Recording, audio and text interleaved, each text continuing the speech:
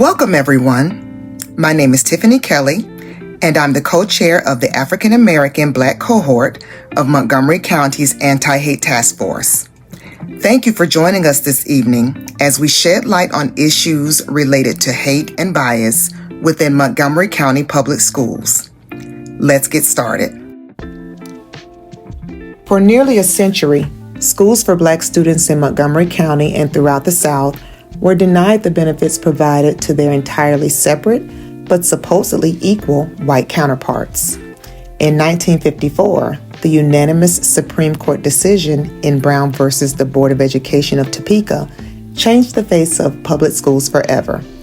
For the most part, integration in Montgomery County happened smoothly, if not slowly, and its school system was declared fully integrated by 1961.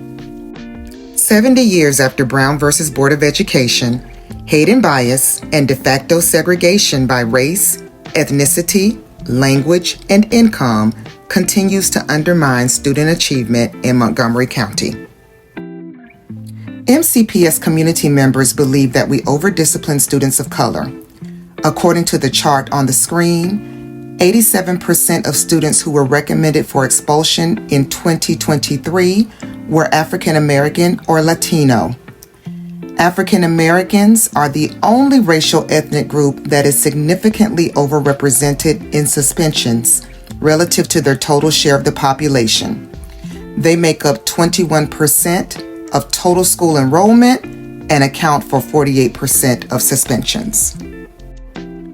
There continue to be concerns around the classroom experience of African American and Black students.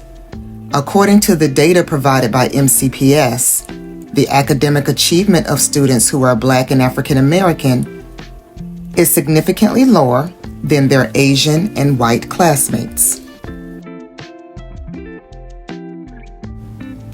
The cohort recently had a listening session with MCPS that included nearly 100 MCPS students. The district detailed the efforts it's making to address hate and bias, but the students' experience sounded considerably different than what the district was describing. Please listen to our students explain in detail what they face in reporting hate and bias incidents. Yeah, hello, can you hear me?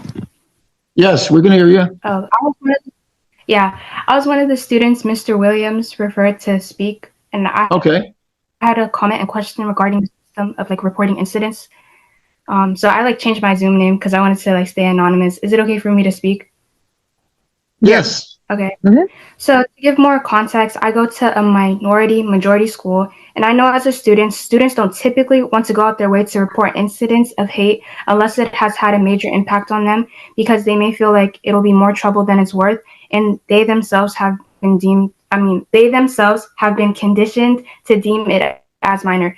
For instance, a friend of mine has had a teacher constantly make arrogant comments regarding race and has linked it to competence. This teacher has had a history of making uncomfortable comments regarding race. However, students are hesitant to take action because when reports have been made, no action has been taken. The teacher has held this reputation for years, so many students I have spoken to feel like it's a lost cause to complain. At my school, there are many instances similar to these where students have experienced microaggressions from teachers or their fellow classmates. In the internship I did over the summer, the Minority Scholars Cohort talked about how when microaggressions build up and a person is constantly being told harmful statements, it diminishes their self-esteem. No one wants to build up the courage to talk to an adult and be dismissed and have their concerns pushed under the table. It sets a precedence. Given this, I want to ask how schools work to ensure the system put in place to report incidents are efficient, accessible, and change will be made. What's next? We still have a lot of work to do, especially since the system that is designed to protect the well-being of students may not be functioning at the optimum level that is needed to fully and comprehensively address hate and bias in our schools.